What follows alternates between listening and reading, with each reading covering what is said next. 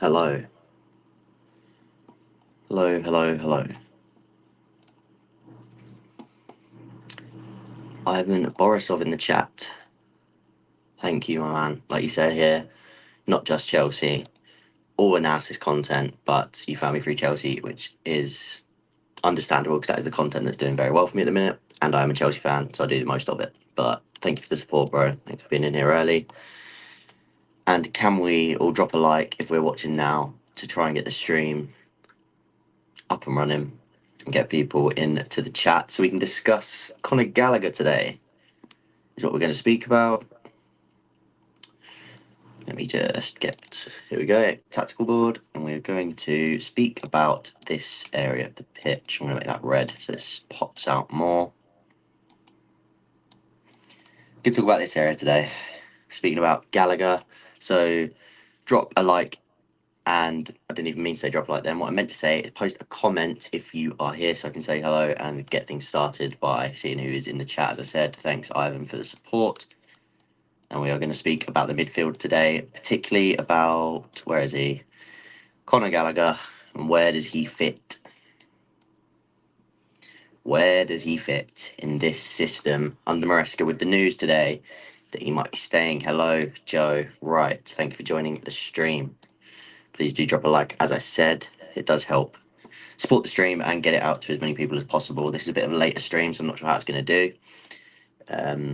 But I thought I'd give it a go, and I had a bit of time spare. Been doing some Euros work today, ready for a stream that I'm going to do tomorrow, which is going to be breaking down pretty much all of my favourites for the Euros, so the top 6, and then a dark horse team as well, which I'll speak about more tomorrow. I've got all of the tactics boards. I've made 7 different boards of these. They're all in my collection on here. So I've pre-made all of those. I've made all my notes. I've done all my analysis for it, and now I thought I'd just hop on and do a Chelsea stream as well. Thank you, Ivan. If everybody will join back tomorrow, that'd be great too. Because I think that's going to be a really fun stream to break down all the Euros teams. I'm buzzing for the Euros, and I just wanted to do a bit of a breakdown on all of them. Again, I've done quite a bit of work on England already. So yeah, I want to try and branch out during the Euros and try and get a bit of a following from that as well, because a lot of my following currently is within Chelsea. So I'd like to slightly branch out a bit further. Hello. I might butcher the name here, but is it Shubhankar? Thanks for joining the stream. What app are you using to make these boards? It's down here in the bottom corner. It says it's tactical-dashboard.com. So it's just down here, if you can read that.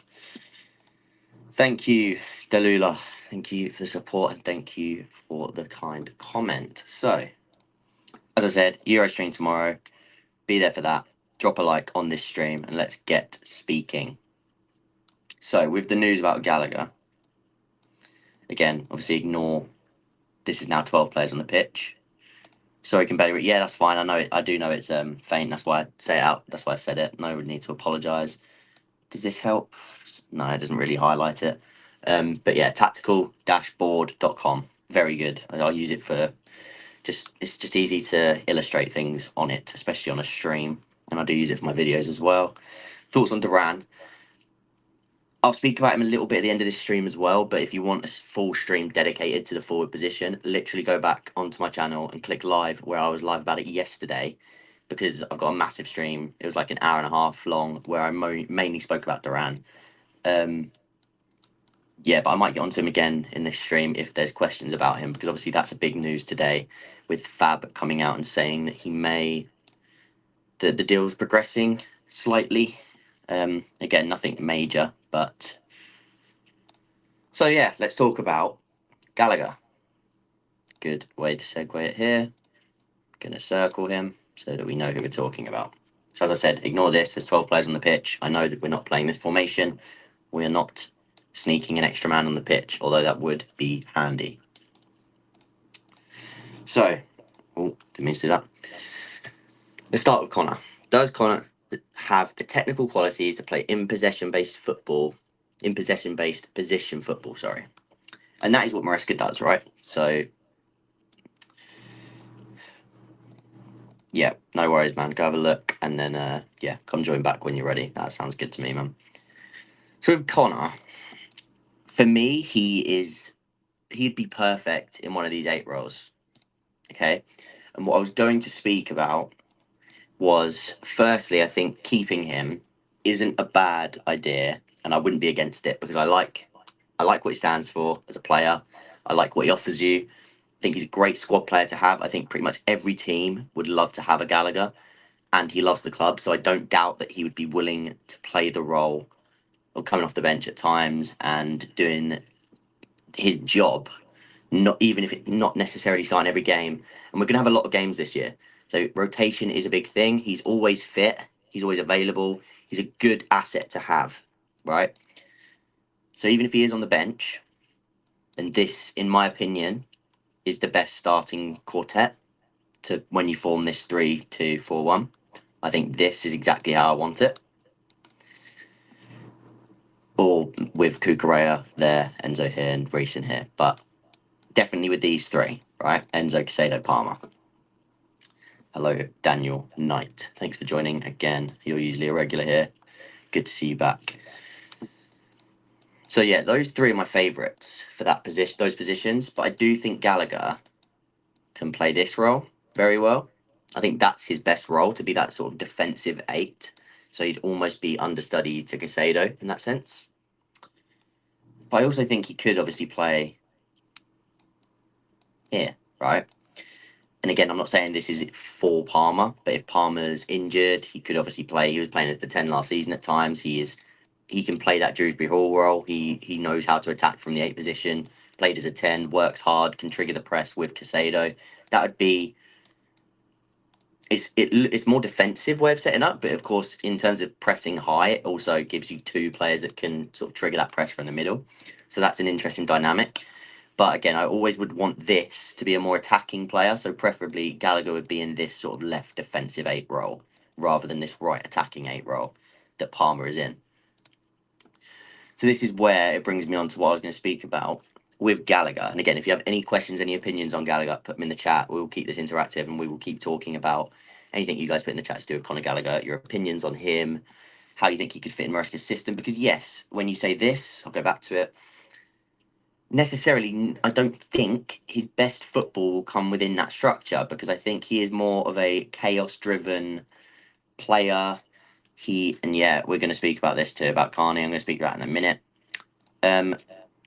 I think his out of possession qualities, of course, are what make him special, or not the word special, but will make him desirable to teams and why managers like him because they know what you're going to get with him. So for a start, bringing him off the bench is a great thing to have because if you're up in games, you know you can bring Gallagher on to sort of do this role in a more defensive manner. That's going to give you a good dynamic, right? To have him off the bench. I did a piece about him. I think it was Potter in charge at the time. I think it was when Potter was in charge. He was bringing Gallagher off the bench a lot. And it was helping Chelsea close out games. He was coming on for that last 20 minutes. You knew what you were going to get with him. He's working hard. He presses extremely intensely, and he makes it hard for other teams to play. So he's a good option from the bench, like I say. But his best football probably won't come within this structure because I don't think he's as good at circulating possession slowly.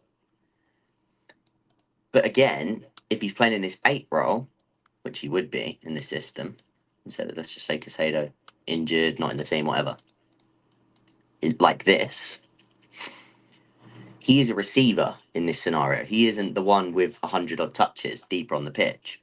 So he is the one dropping into these pockets, receive the ball, play it around, play back, and then he's making these darting runs into the box. Okay, so he's trying to sustain pressure up here, drop in to receive, make passing angles either there, even more central, and then he's looking to run behind and link from this 8 role. That's what they're there to do. They are the box-to-box midfielders, especially this left 8.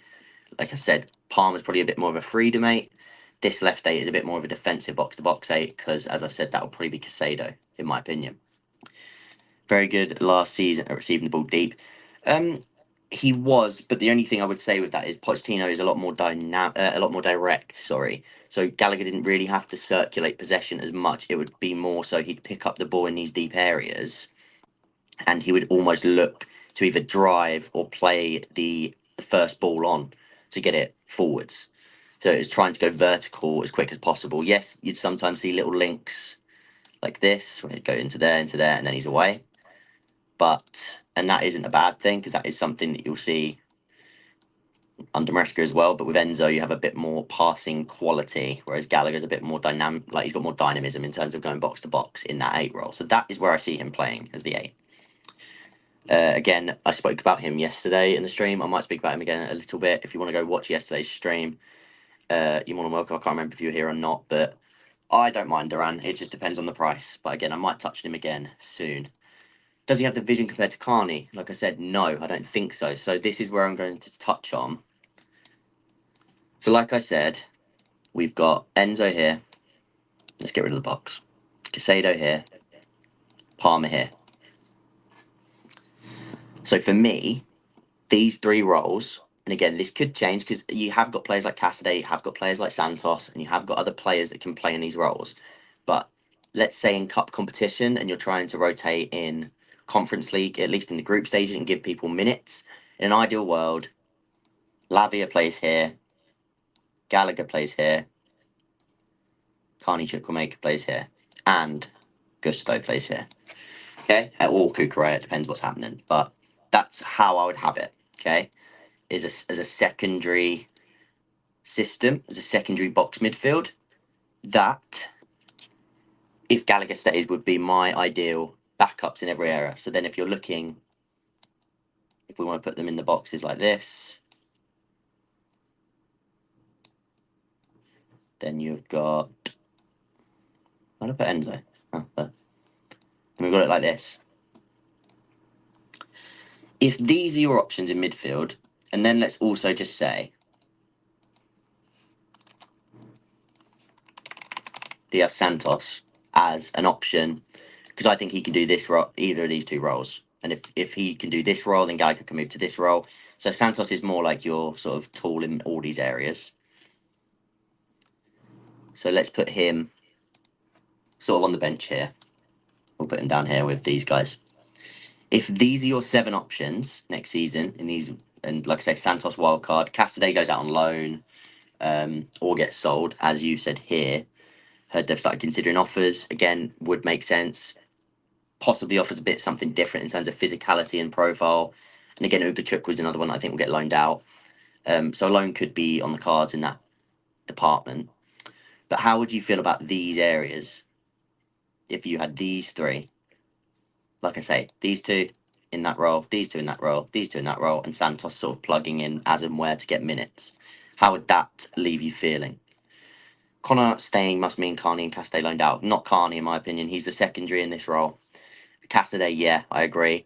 Santos to stay, like I say, I think he can sort of plug different gaps. I think Santos probably best in here, but he can definitely do this one too. Is Gallagher a better option for the midfield and Maresca system than Enzo, Palmer, Casado, Carney, Lavia, and Santos? No, but he offers something different. I think they all probably suit him as a technical profile more, but Gallagher does have stuff that the others don't. And again, like I said, off the bench, I think Gallagher would be so important. If Gallagher stays, he will come off the bench in most games, especially in games you're winning. He will come off the bench and he will affect the game off the bench. Managers will trust him to do a job. And that's why I wanted to keep Gallagher, that and sentiment of him being a Chelsea boy. Because again, I know to some people that doesn't mean a lot. To me, it's not the be all and end all, but it does hold value. Like, I didn't want Mount sold at the time. In hindsight, good deal.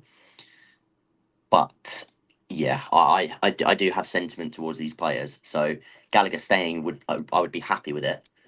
That's not to say that I think he's a starter, because I don't. I think Enzo, Casado, Palmer, and I would also have Lavia ahead in the pecking order before Gallagher, personally. We're in here. Hello, Ryan. How did I become... See, so I want to talk about this, actually. Because people call it Tactico, okay? And obviously, let me know how you guys see this through Twitter. My interpretation of it is Tacticos are like... want to tread carefully because some people that would maybe be called a tactico, I don't consider them to be, because I think there's a difference between being a tactico that is like it. You haven't necessarily been in the industry, you haven't necessarily like studied it, but you took it upon yourself to learn the game of football, which again is a completely viable way to do things. There's no right or wrong. Like you can learn things on your own. It's possible.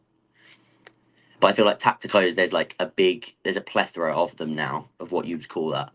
For me, I studied performance analysis at university.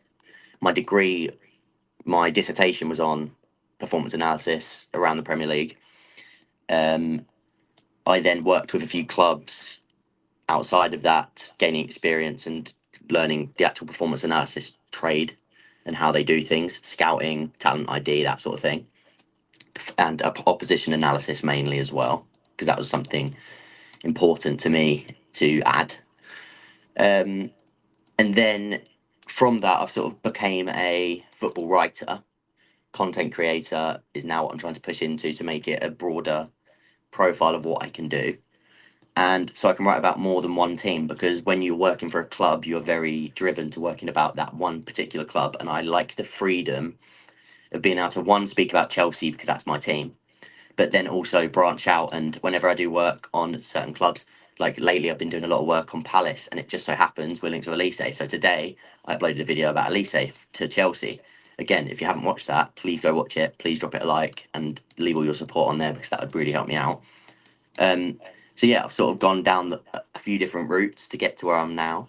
But currently we're doing some work with some writing organizations, doing tactical write-ups, doing bits like that, doing podcasts, doing YouTube. I've just started my own YouTube. As you can see, this is what I'm trying to grow now. I'm trying to get better at streaming, trying to get better at actual content creation, and bring the tactical side that I've learned along the way into my content. So I hope people enjoy it, and I'm trying to be informative and answer questions that people can and be interactive with it, because I think it's important to understand that everybody can view football differently.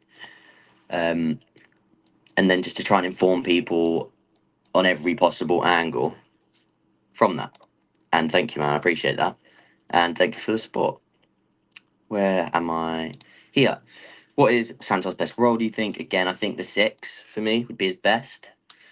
But I think in here, he can also do. So one of these two, 6 would be number 1. Defensive 8 would be number 2 for me.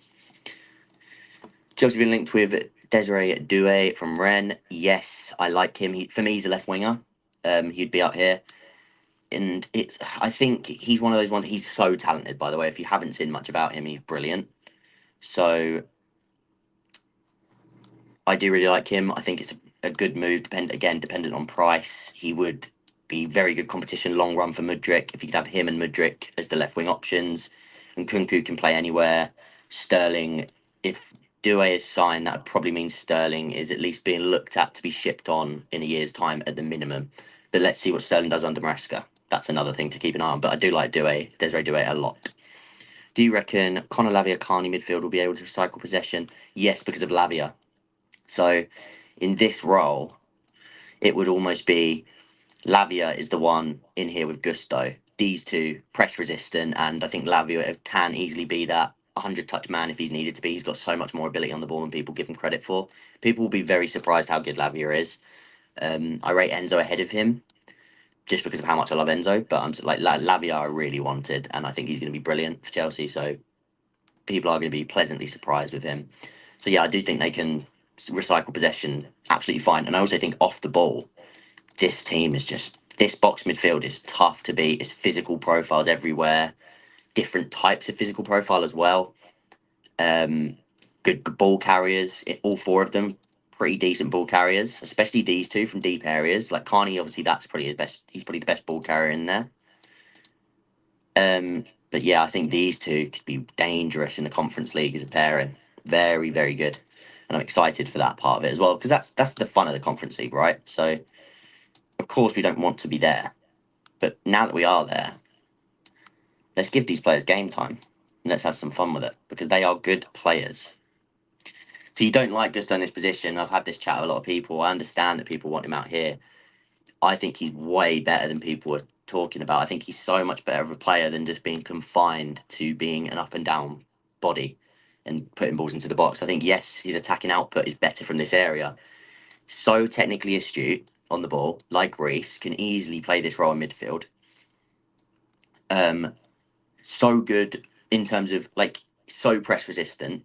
And as well, I think he's got that long leg tackling style where I think if you lose possession in here, having Lavia and Gusto, or even if it is like Reece is injured and it's Gusto and Enzo, I think having Gusto to protect, I think it's really a good thing. I like Gusto in there a lot. But I will put James there because that is who I think will start there. But I like it a lot. Go to dinner, watch the rest later. No worries, man. Thanks for joining. And yeah, just drop a like and then check it out later. But thanks for joining us, man. Thanks for the questions. Thanks for the support.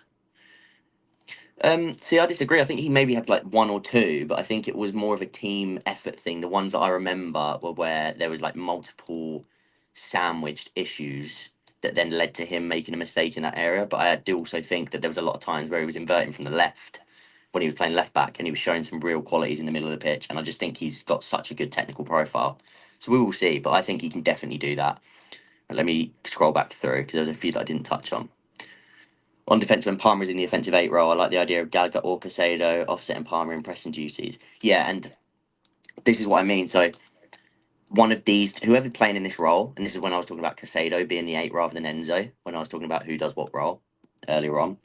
This player's role and responsibility is to trigger the press. So if it is Casado, when he goes, and yes, it might be in a 4-4-2, like when they're in a block with Casado deeper, because he's the more defensive one, and Palmer joining as a striker, which again, he's got good anticipation to do this with the striker. He did it last season from the 10. But especially off the ball and like triggering the press, Casado he's the main one to do that. And when it's not him, it'll be Gallagher. So that's the perfect role for both of these two because that's their strengths. So yeah, I agree with that. How big do you think our squad should be? Should be worried about squad? Yeah. That's the issue because I do think there's going to be a few players in the squad this year that are on the fringes that probably do get unhappy because of the size of the squad. It does need to eventually get smaller. Someone like Chilwell, don't think he has a place in this squad. Another one is Dizassi. Depending if Chalobah stays, goes, depending if they sign a new right centre back, that's another interesting one. I'm intrigued to see what they do with the defence because I think that's where the team's going to bloat slightly. I think people like Cassidy and Ugachuk will either be loaned or sold. Sterling, again, if you're going to go, it depends who you go and sign. Will Sterling stay probably this season? In the long term, we don't know. I don't think the squad size is too bad if you get rid of a few of the fringe players. But like I said, I think Chilwell probably stays this season, even though he'll be on the fringes. Same with Dizassi. I think will probably find himself on the fringes, but he'll probably stay this year just because I don't think he'll probably be moved on so quick. Do you think another left back option and what kind of profile we should look for is Calafiori? Yeah, I think so. I think if you're going to look at another fullback option, especially if you don't get rid of Chilwell, and you've got Cucurella, who I think can play that role very well and the inverted role, then I think you go and get another left centre back, left back hybrid. So if you get Calafiori, then all of a sudden Tossing could play here, although I think he's better there. Colwill can play as the central centre back. Imagine this is Calafiori. That could be Calafiori, Colwill, Fofana. Very good, very strong side. Maybe a bit small, which is why Tosin is around.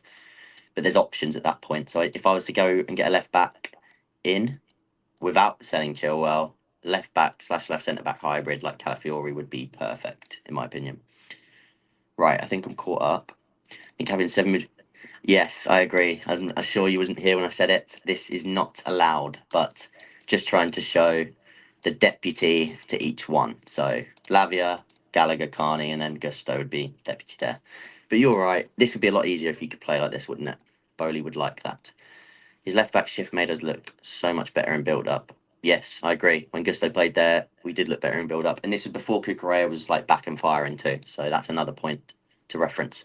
What position do you think Gallagher would suit best? Yeah, this one. Again, I'm assuming you just joined, but it's this one. The number 8, defensive number 8, where he can trigger the press, become a receiver between the lines, and then attack the box late from there. Not the most attacking 8, but the secondary 8, definitely box to box. He's got the energy and the power to do that. And I think he will be utilised a lot off the bench again. I don't think, if you didn't hear that. What do you think is the optimal midfield three for our squad? This, for me, is the optimal midfield three with Reece there. That is the optimal team, in my opinion. Enzo, the 100-touch man. Reece in there to protect and also be press resistant. And I just think he can play that role perfectly. Again, I wouldn't mind if that's Cucurella either, and it's like this. So that sort of works both ways. I think we could see both at one point or another, but this is how I would have it. Definitely Palmer as the 8. Definitely Caicedo as the box-to-box 8. That is my optimal midfield. Badiashile also doesn't fit. I kind of disagree. I kind of think you could see him in this role as that central centre back. He's also 6'4", powerful, and he can pass the ball. So yeah, in terms of working through the lines, clubs I work with, these were like non-league clubs, but because again, this was like I came straight out of uni and worked with some non-league clubs and a couple of that are at the bottom end of the national and League Two, League One. No one championship or above. But again, it was just in uni, I nearly did some work with West Ham, but then COVID hit. So I was going to go and do a little bit of, again, just tactical sort of learning from the data analysts at West Ham. This is when I was about 18, like my second year of uni, but then COVID hit. So didn't get to go through that. But yeah, that was again just gain experience before I've sort of gone in this direction instead, because my original what's the word, like job that I wanted to go into was to be a data analyst at a club. But then I just sort of fell in love with the content creation side of things, and I'm just trying to see where that goes. Gusto was a CM at Leon Academy before he was a right back. See, this is another thing. He's got the ability to do that. So 100% Gusto again can play any of those roles. Bang on, Joe Wright. But yeah, I think Badiashile, we could see him in that role. We'll see. For me, Disasi and Chilwell are the two that needs to go. Knowing our injury record, everyone will get game time. And again, this is another thing. One, I think the injury record will probably be better this year. Because of the intensity difference of Maresca to Poch. I think a lot more high intensity running. But again, you can't prove that because in the past we've had bad injury records, even when we did have a more possession based manager. So we'll see. But yes, you're right. If injuries keep up on him, fingers crossed they don't, then you see a lot more Gusto. If Enzo struggles, these guys we haven't, like Enzo obviously had the hernia, but apart from that, we haven't really seen him struggle. Caicedo and Gallagher, we haven't really seen them struggle either. Palmer again, a few, but not much. So it's more so in these areas that maybe you start to see rotation. Madueke, and even if we sign Elise, they've had injury troubles in the past. Like I say, go watch my Elise video if you haven't. It came out today. I think it's quite a good one to explain how I think the dynamic here can work. That's my newest video. Go drop a like on that and go watch that after this, because that would really help me out. And I do think it's a good video to understand how Palmer and Elise can dominate the league from there. So yeah, Palmer is insanely good at triggering the press. Yeah, I agree. He's proactive, is what he is. He gambles on a lot, and I've watched a few videos about this at the time. His anticipation to just gamble, because he knows that if he does jump it and he wins the ball back, which he's done a few times. I mean, the Everton one, like you say, when he scored from a decent way out against Pickford. He just anticipates and he takes the risk. And if the gamble pays off, he gets the ball and he gets in a good position. If not, it's not the end of the world, because he is the second man and there is this press behind him in a 4-4-2. So yeah, he is good at triggering the press. He's very proactive. I'm assuming that was at somebody else. Talking about the injury record. Would it be a problem if we have two left foot? No, no difference having two right footed centre backs. In a back four, I mean, I think it's optimal to have one of each, just for passing angles. But again, if you're forming a three, like in a four, is how this would look if once you drop into a block, you've got two right footers, two left footers. Well, no, in this one you've got three right footers, one left footer. But obviously, you're saying if like this, then yeah, you got two and two. But it is only when one inverts that it looks like two left, one right, or two right, one left, which is fine. So yeah, that doesn't bother me. But optimally, in a back four, you'd have the left footed as the left centre back, the right footed as the right centre back. Of course, that's what you would want. If James is inverting when moving forward, does the 8 cover for the inverted midfield in defensive duties? Sort of. It's more like, again, against teams that don't push as high, Reece doesn't really have the license. But then what you will see, let's get rid of these so I can show you this one, is what you'll then see is this player does become an 8. So if you're playing against a really low block team, you'll start to see this. Almost a 2-2-5-1. So you see like the 2 centre-backs, again, this would be a lot higher up because you're against a low block, right? So the whole idea is you're trying to overload here. You've got 2 forward players, Palmer, the 10, running in there. You've got these sort of outside 8s that become high up 10s. And again, you can get Reece into this area of the pitch.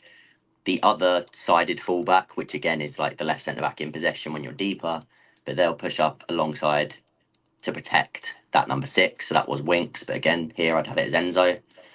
And you start to see that. But in terms of against teams that will try to, so like your Cities, your Arsenals, teams that will have a bit more of the ball,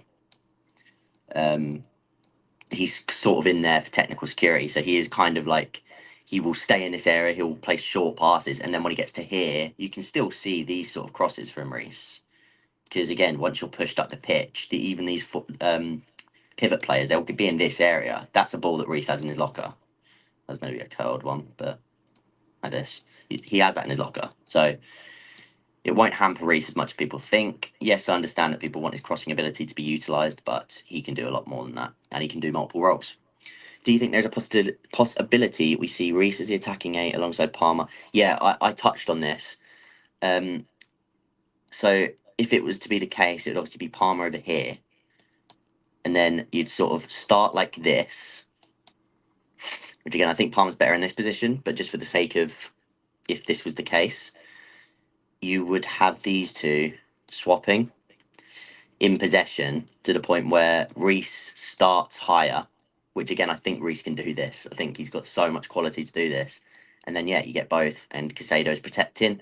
That would only mean if you fall into a block, if you lose the ball in and around here.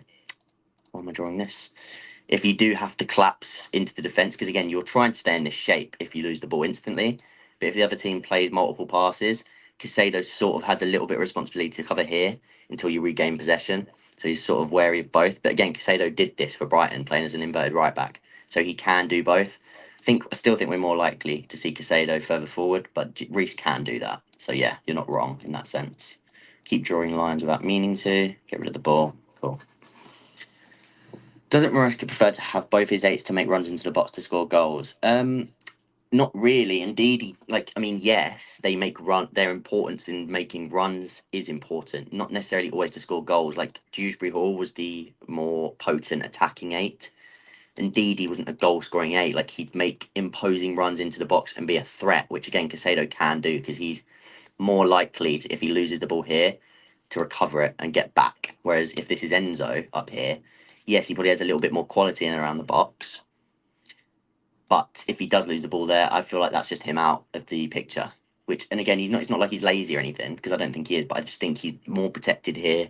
And I think you get the absolute most out of Enzo there. Whereas I think Casado can still do that role to a very high level.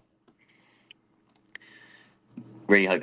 And yeah, I think that Enzo's going to have a great season. I think that his actual ability to move side to side and make tackles and win duels is actually very underrated. It's more so when you're having him make high intensity sprints up and down the pitch that I don't like. But in terms of side to side movement, I'm absolutely fine with it. Do you think we can get Elise now that United has a manager? I think we're ahead in the race. That's all I know.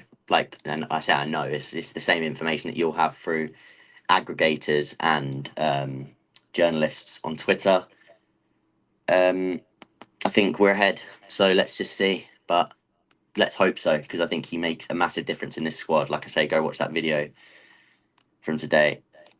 No worries, man. Elias, is it? Elias or Elias? I'm assuming it's Elias. Thanks for joining the stream. Thanks for the support as always, and take care, my friend. What else did we have here? Can Sanchez and Petrovic fit into the goalkeeper role?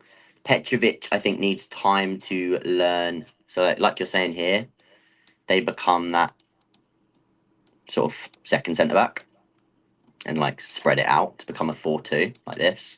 So again, in this situation, these 2 are very narrow. These 2 are sort of a bit wider. This is the sort of shape that you see in this scenario. You see these 2 high. This is sort of the vague pressing, Again, like you won't always see, like if one drops in here, Palmer will be a bit more central. If Palmer drops in here, Casado a bit more central. But vaguely, this is the type of shape that you'll see. These are the higher ones. They're pinning as far back as the opposition defenders will let them be. If they're stood there and Kunku's here, if there obviously is a high line and they're stood up, then Nkunku will be here. They're trying to pin defence back. That's their role. So this player can then jump in, link, then explode. But they also have to be able to go both ways. So let's just pop that there. So yeah, that's why I think Sanchez will probably be preferred, and we have seen that to begin with. If Petrovic can learn, because again, this player doesn't have to be able to pick path. He's not an Edison type. He's not going to be pinging this ball. So what he does have to be able to do though is not rush the ball, not go long, and consistently knock it around in this fashion.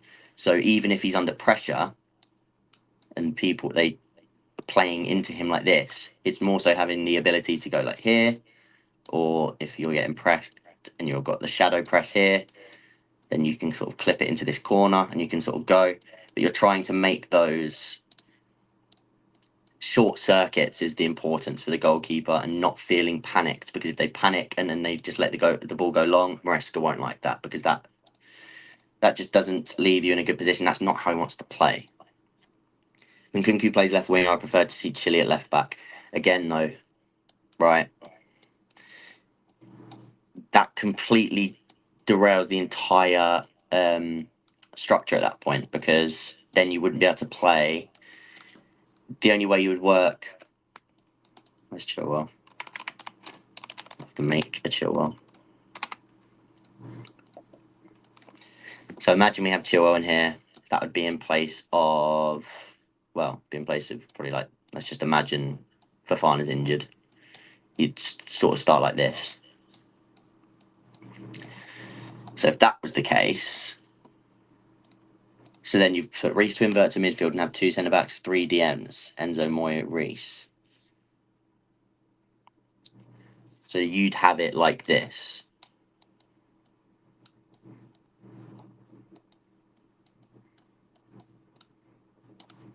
That's how you'd have it, yeah? So you'd sort of have Enzo here, flanked by these two. Sort of our Tottenham build-up with that sort of five-man, double inverted, 2 10s in the pocket, and you've got Chilwell out here. Again, it works, and I think you can also do that on this side, right? So if you didn't get Elise, you can make Reece or Gusto this player. That can be Cucurella, that can be Casado, and then vice versa, right? So yeah, I get it. My only thing with that is I do think still on rest defence, you're slightly, because with this is how Tottenham often see themselves rest defence wise. They have Van de Ven and Romero, very aggressive defenders to cover these flanks. If one gets drawn out, these players have to get back. I think Enzo is less protected like this than he is in the other scenario, having a central centre back directly behind him to be aggressive, and then having these as the channel recovery defenders, right? So I see your point, and I think we could even see that at some point. But if anything, I think it'll probably be like this.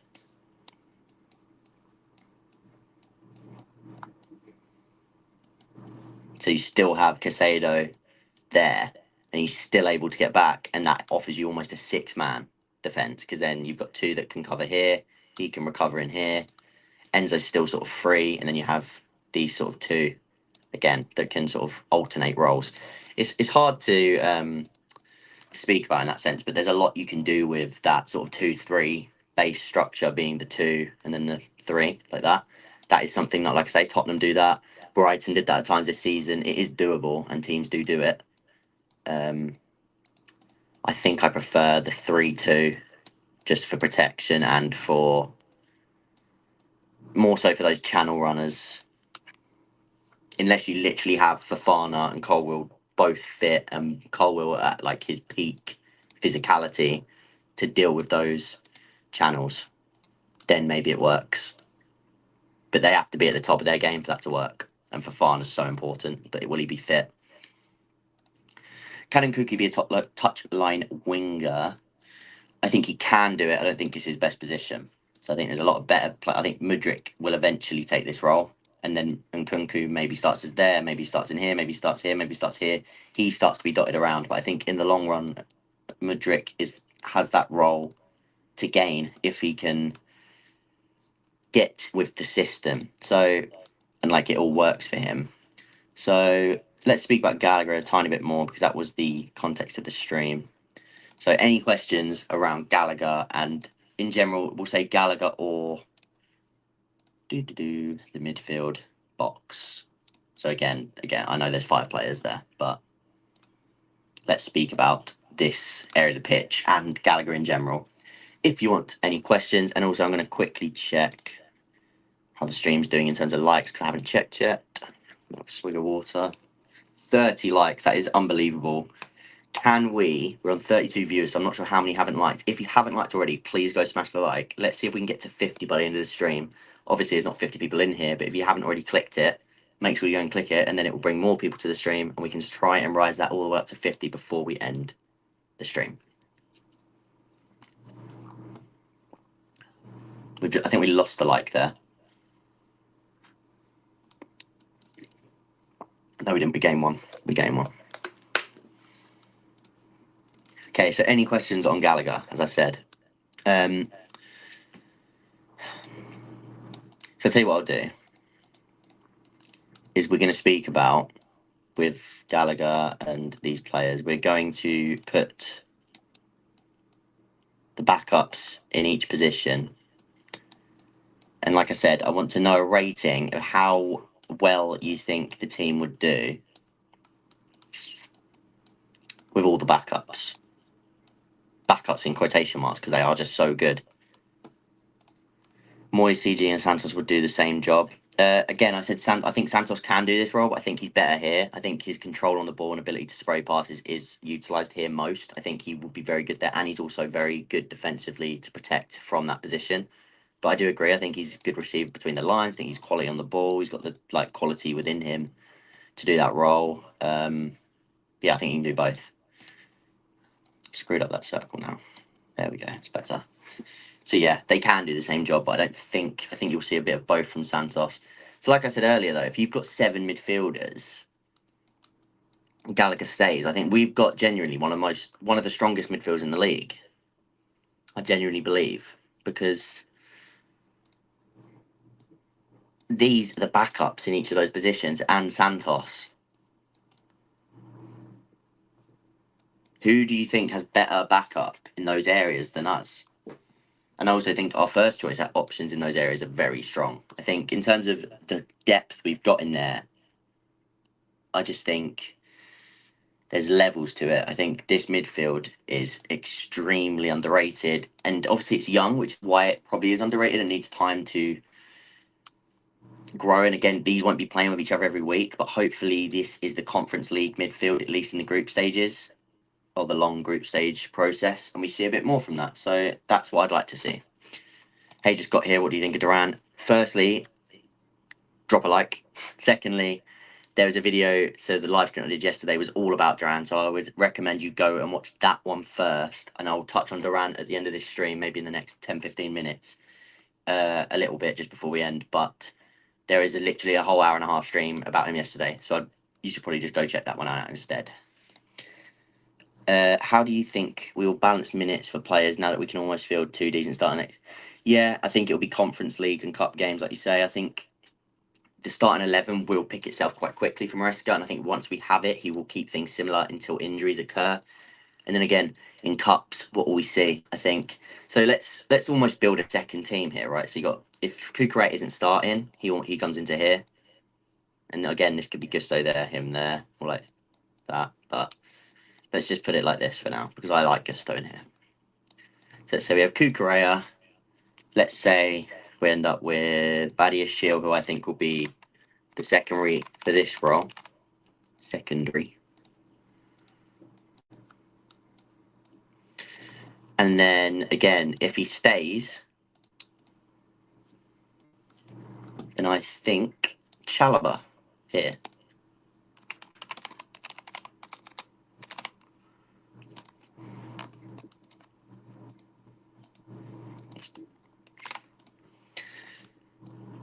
So again, this could just be, imagine that's Petrovic. I'm not even going to change it, but imagine that's him. And then Mudryk, say, to begin with, I think he's maybe not a starter straight away, so he could be the starter there. Again, if this is Elise, then Madueke is the sub striker here. And then again, is this, if he's signed,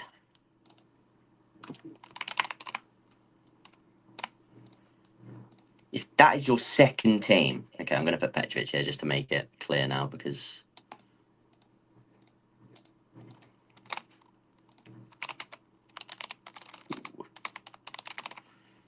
that's your second team.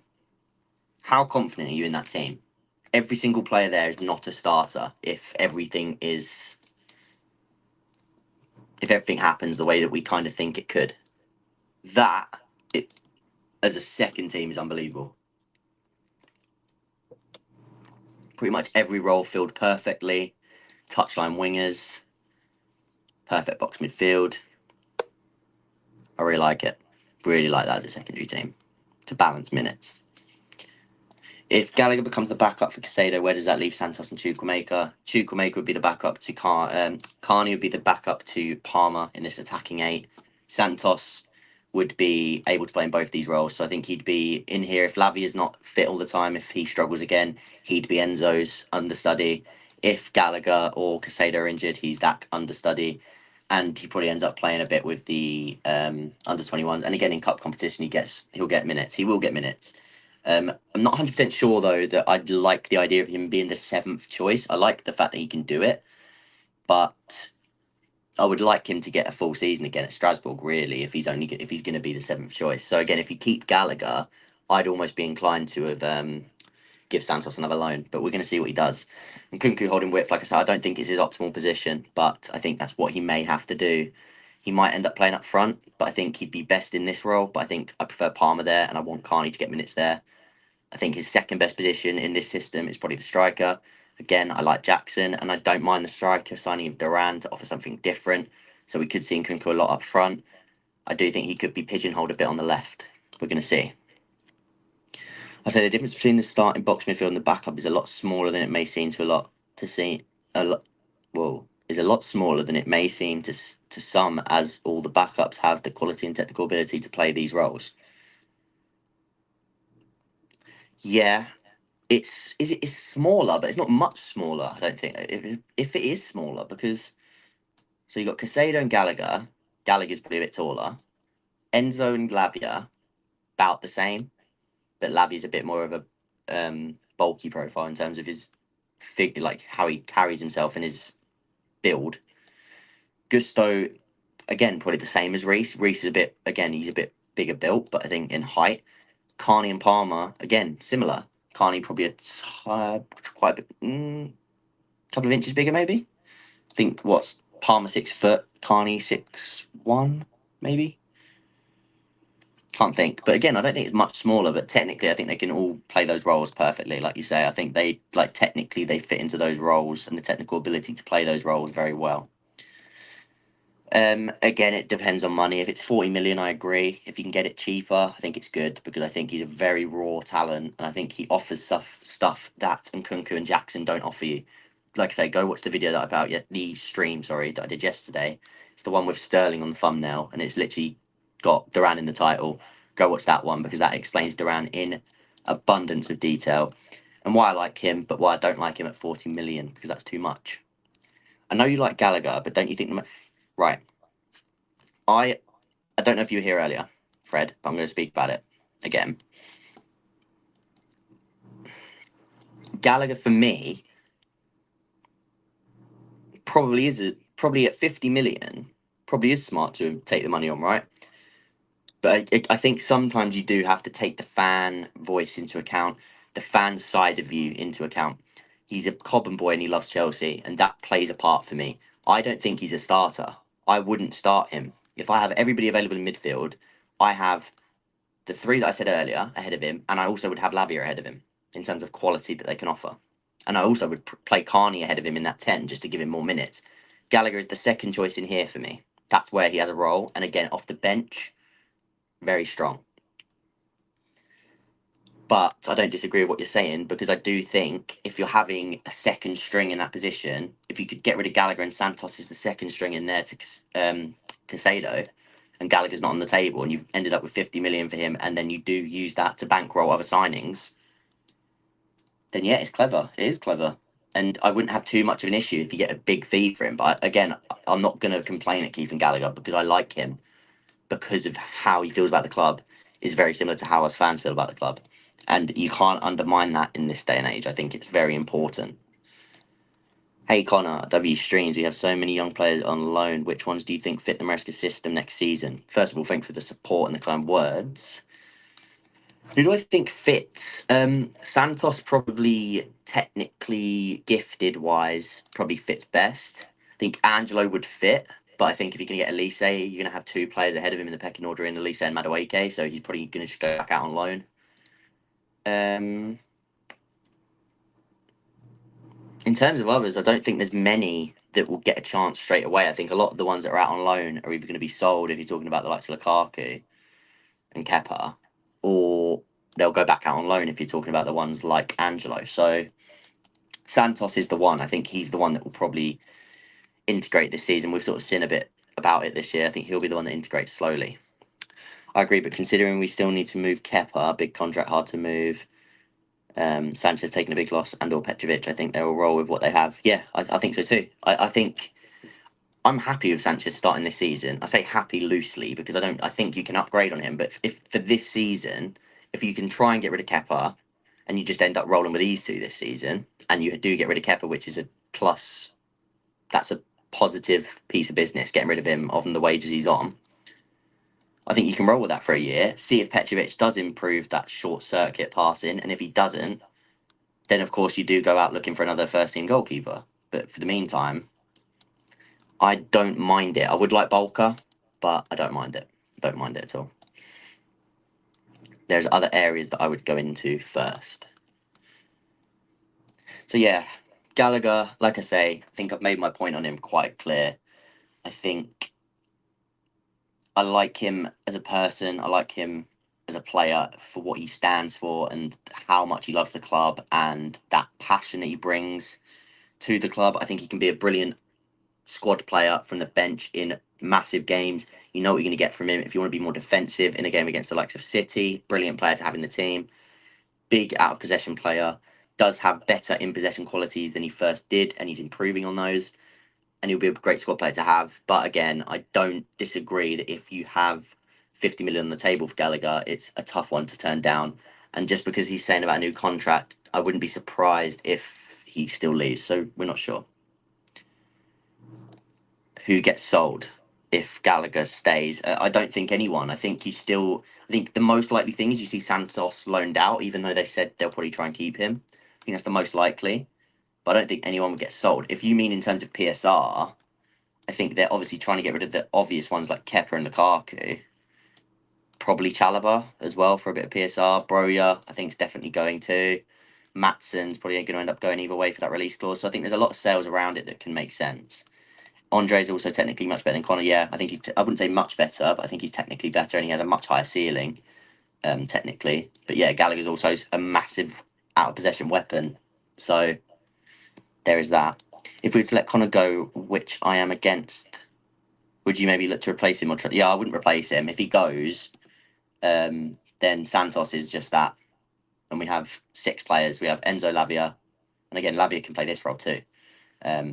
Santos, Casado, Carney, Palmer. So you don't need to replace him if he is sold. But again, if he stays, that doesn't mean you have to sell someone either. Hutchinson, I think he's being sold. I think that's going to be he's going to be moved on for profit. So that's another good one, yeah. Another good shout. He'll be sold. And that will be pure profit too. Even though he's from Arsenal on a free. Sanchez has good distribution and passing range and is tactically smart enough to play that role, but I'm not exaggerating when I say he has zero composure. Composure, I don't think is the word, because what I do realise with Sanchez, and again, this happened a lot when I was at the Bridge last season, is when he has the ball, he doesn't rush things, right? So this is what Maresca wants when I was talking about this earlier. If somebody what Sanchez won't do is he won't panic. He won't just launch it for the sake of launching it. He will play through the press. which is exactly what Maresca wants. Whereas Petrovic is a better shot stopper, and I like him more because of that and how he was this season. I preferred him, and I liked the fact that he was the number one. He deserved to be the number one. But having Petrovic here, he's more likely to launch that ball long and worry and panic than Sanchez is, because Sanchez, again, he was booed last season for taking too long on the ball. He won't rush it. He will play the slower, methodical style that Maresca wants him to do. So I think that's why he starts the season in there, and I think that's why he suits it. Have a feel Conor Gallagher new contract will hold a release clause. Probably not for 50 million, but I wouldn't be surprised if it had a release clause with. I probably would. I don't think they would, because I don't think they'd want to cap him, because if he has another really good year, say he does stay one more year, he signs an extension. You put that there again there. If he signed an extension and then he does play this role, even just coming off the bench, and even in his bench appearances, cup game appearances, and the game that he does play, because again, if injuries occur, he's trustworthy and he's one of the leaders, so he would play a lot of minutes. So even if he has to play the attacking role, I think he'd play a lot of minutes, Gallagher, if he stayed, just dotted around. And he has another good season. Then all of a sudden, if his contract also isn't running down, you can probably sell him for even more because he's English. So you have that. You have the scope for his value to improve and to increase. So I don't think they put a release clause on him, actually. No. But I wouldn't be surprised if they do sign him on an extension, but still have the mindset that he is expendable in the future if the right offer comes in. Because, again, I think they've been building away from Gallagher for a while. I don't think he's been in their long-term plans and how they're building this squad for a long time. We're on 39 likes, so if you haven't already, please do smash the like. I'm going to try and keep going until we hit at least 50. Well, I'm probably going to go for another 10, 15 minutes. Hopefully within that time we can hit 50 likes. And then when this goes up as a video, I'm going to also try and hope that we get another 50 likes and we reach that 100, because the last 3 streams I've done that on, I'm pretty sure I've hit that. I think I've had one that hit 96, so it's just off. That one was about Julian Alvarez. Then my Nkunku one, which hit over 100 likes, and then the one yesterday about Duran, which has hit over 100 likes in less than 24 hours. So I was very happy about that as well. And like I said as well, my Elise video was out today. Let's see how that's doing, because that, I think, is a cracking video. I think if you haven't watched that already, I think you should, because it explains the dynamic of Palmer and Elise very well and how it could work. So that's on 300 odd views at the minute. So if you haven't watched that, as soon as this stream ends, go watch that, drop it a like. That is a good video. I like that one. I've called it Genie in a Bottle, which I thought was a really good name for a Michael Elise video, because he is like a genie making things happen. I'm sure when Maresca starts to work with Conor, he'll want him to stay. Yeah, managers love him. Managers do love Conor Gallagher because he does what he says on the tin, right? He's a hard-working midfielder. He's an out-of-possession weapon. He cares about the club. He's a bit of a leader in that sense. So yeah, managers will love him. And like I say, ideally, he's a squad player. Ideally, you can have your best technical profiles in here, which Maresca will, and then you can bring him in, and he will do that because he loves the club. I think he'd rather stay as a squad player who gets loads of minutes anyway because of injuries elsewhere. He then plugs a gap. In cup games, he starts. In other games, he comes off the bench. He'd still get a ridiculous amount of minutes, and he just loves the club. So I think he'd rather do that than go somewhere else. I really do. What's your feeling on Gallagher? For me, it's, yeah, again, I've sort of touched on it through the stream. I think for me, he isn't a starter in this when everybody's fit. But as you can see on screen here, this is sort of how I'd have it if Gallagher stayed in the Conference League in these positions. I think Gallagher is the Casado backup in that sense. But yeah, 50, 60 million is tough. It's tough to keep a player at that price when you know that they're not going to be the starter. I'm not sure he would even be a starter straight away at Spurs. I think he would. I think Postecoglou would love him. I think he'd suit that style of, again, because Postecoglou, it's more chaotic. Like, they do play good football, but it's persistent and it's high intensity. And I think Gallagher would suit it. I think a midfield with Gallagher and Bentancur. Yeah, I think that's exactly what he wants. Dynamic. And yeah, Fred, I agree. I think when they bought Lavia, I think Gallagher was out of the plans. That's what I thought too. And I think it's kind of gone against them this season, because he's had a better season than they were thinking he was going to have which is now sort of forcing their hand. I think if he hadn't had a great season, but you could have still got 40 odd million for him, that's probably what they had planned for him to then be moved on. And then Lavia fills that gap. Gallagher gets the pure profit, and then they're away. But because he's had a good season and people were not going to be happy, and then you had the banner situation at the end of the season and things like that, I think that's playing into the minds. And Gallagher apparently just becoming resistant to leave, and then that plays a part. 42 of you in here now. Please drop a like if you haven't already. We're trying to hit 50 likes on this.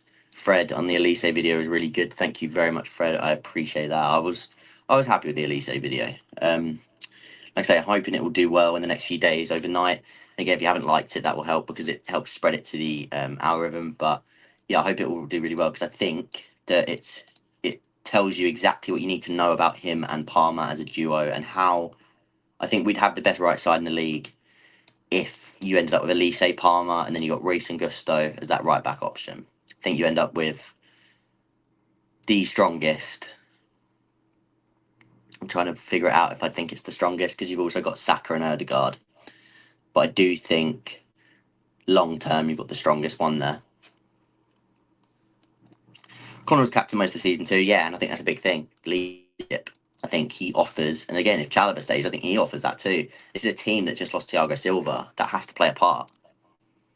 Conor was captain for most of that season, and I think the armband helped Conor. I said this a lot of times on different streams that I was on throughout the year. I think the armband helped him grow in responsibility and team, like just how sort of that oomph that he had on the team. I don't really know how to describe it, but I just think that the armband took him up another level.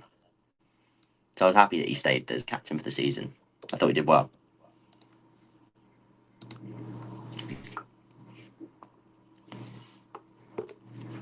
Sorry, just checking this. Okay. Any more questions around Conor Gallagher in the last? We'll go for that. We've got about 7 or 8 minutes left of the stream. Any more questions surrounding this man here? And then, like I say, tomorrow we're going to be speaking about the Euros players. Not players, teams. We're going to be analysing. So let me go through the teams we're going to be analysing tomorrow. We're going to be analysing England, France, Italy, Spain, Portugal, Germany. And then I have my dark horse shout, which I'll be analysing them in detail as well. And then as well, once I've done those 7 teams that I've already prepared for, so I've already got things that I want to say about them. I've already created the boards, ready to speak about them with all their players so that we can move them around and talk about their tactics ahead of Euro 2024. And then, what's the other thing? And then, yeah, the dark horse team. And then we'll take questions about other teams that I haven't mentioned. So if there's teams that I haven't mentioned in that 7, but you want to know more about them, then yeah, we'll be talking about those too. How many minutes do I think Gallagher will get in the Euros? I think, again, we're going to speak about this tomorrow when we speak about England. I've got a lot to go into about England. I think Gallagher probably gets more minutes in the knockout stages. I think it'll be more important in the knockout stages when Trent isn't in midfield and we need somebody to do that sort of job next to Rice. So that's all I'll say. I'm not sure how many minutes, though, but I think he'll be more important at that stage of the competition. What's happened here? There we go. Thank you very much, Ivan. Do appreciate the support and I do appreciate the kind words. It always does help. Bench option versus tight legs. Yeah, definitely true. I don't know if you mean for Chelsea or for the Euros, but I think that's a good shout for both, really. I think in the Euros, bringing him on against tired legs, he's going to run defenders ragged. He's going to work his socks off and you know what you're going to get from him. And again, for Chelsea, I think against tired legs in the last 20 minutes, he'll help you see out games. So yeah, I think either way, whether you're talking about England at the Euros or Chelsea, I think they both work. So, good shout. Unbelievable scene said that. By the way, for people that have only just joined, this isn't the team that I think will start next season. This is the second team, like I said, at the start of the stream. If we are getting towards the end of Gallagher questions, I don't think many have got. I will also now open the floor to some Duran questions and opinions for the last 5-10 minutes if people have any questions about Duran, because he is the other bit of big news But as I said, if you also want a much more broad section about Duran, there is yesterday's stream, which has spoken about for about an hour and a half about loads of striker options, Duran being the main one. Any thoughts on the new right back, Pedro Lima from Brazil? I don't know enough about him. He's one of the ones that sort of came out of nowhere, and I've been putting my work elsewhere that I haven't done enough about him. Yes, we've been linked with him for a little while now, but again, I've had to put my work elsewhere, so I don't know enough. But he's going to Strasbourg, and I'll watch him at Strasbourg because I do quite a lot of work on Ligue 1 teams. I watched quite a lot of Strasbourg this year, so I will be watching him when he's there. And from what I've heard about him, good player. So let's see how he does at Strasbourg, and I'll report back through the season how he's doing there. Any last minute questions on Duran, and then we're going to end the stream. We've been going for an hour and 10. As a late night stream, not been bad. About 30 to 40 viewers throughout the whole thing, concurrent. And like I say, nearly 40 likes, I think, right? Let me double check. 41 likes, perfect. So we're closing up towards the 50, but that's perfect. We've done well for a late night stream for sure. What would be your acceptable fee for Duran? 25. I've sort of gone through this today with a few people, and I've sort of changed a few times. I think I'm edging towards 25 plus 5. And I still think that's steep-ish, but that's what I'd pay for him with the risk reward. I would pay 25 up front, 5 million in add-ons, with that sort of being just like Champions League clause or something of that level, something that's not too easy to achieve. So yeah, 25 plus 5 is what I would probably say for that. How are people feeling about Duran? Because like I say, if you were here yesterday, you've sort of seen my take about him and like the type of striker that he is. Again, Duran is a very different profile to Jackson. I enjoy that. Physically strong, good finisher, strong in the air. And these are all completely true. And that's why I like it, because if you add him, and him as your striker options, they all offer you something different. So yeah, I agree. And I quite like it. But 40 million is too steep. You need to get that price down. Really need to get that price down. Price. Gonna have to sort this tactics board out again after, because this has gone completely messy now with random players. Again, it's pretty much the secondary squad now. Get rid of Santos too, just for now. I think we're tailing off to the end of this stream. Ivan Toney is there, experienced option whilst Jackson develops. Yeah, not a bad shout. Probably not what they're going to do, because he hasn't got the sell-on value. I think even more than Toney, I think if you're going to do that, just go get Garassi, 17.5 million. Offers you that he's 28 years old, brings goals, brings a different type of player, and yeah, I think if you're going to go for what you're saying with Toney there, I think you just go for Garassi, a cheaper option. But again, they're not going to do that. Duran transfer, just show me that, Chelsea. So you're saying you want it? Is that what you mean? Because again, I don't mind. I think it's a good. I don't hate it. I think people will change their tune towards him, and I think it empowers Jackson to be that starting number 9, which I think he deserves after last season. And again, we don't know how Nkunku's going to be developed, and not developed. Didn't mean developed. He's one of the only ones that is already established. I meant profiled. How he's going to be profiled by Maresca, where he's going to play, because he's the most interesting one in pre-season as to where he's going to play. Fred, my thing is playing Duran. No, buying Duran leaves room for the superstar striker down the line. If he plays well, Jackson can be sold for a profit and Duran be the backup. Yeah, it's an open book still, to the point of these two are competing for each other. Like Jackson is the starter, but Duran has got that sort of like chip on his shoulder to become the first team if they do well enough and they both progress at a good rate that is we're happy with. Then we just have two very good strikers done. And then, like you say, if one of them underperforms, they can go, and you can bring in that superstar striker down the line. So it does leave your options open, doesn't pigeonhole anything.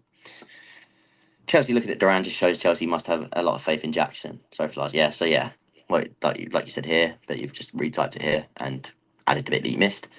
Yeah, and I like that, because I think he deserves it after last season. So I'm happy with that. And on that note, we're going to end the stream there, because it is tailing off towards the end, and it has been an hour and 15 minutes. So thanks again for everybody that's joined. And tomorrow is going to be the first Euro stream, which I'm really looking forward to. So as I said, please do come and join for that. Probably around 7 p.m. UK time in the evening. So it'll be an earlier stream. Please do come along, join, get involved in the chat. We're going to talk about loads of different teams. You can ask me questions about each team.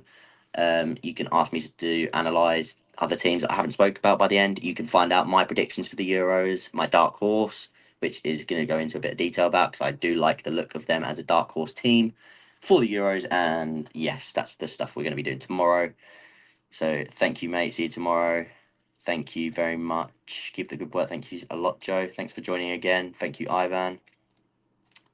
So yeah, thank you guys for joining. As always, thanks for the support. Go check out the Elise video, which is the last video uploaded today. Go drop that a like, show that some love, and I'll see you guys next time. Thanks a lot.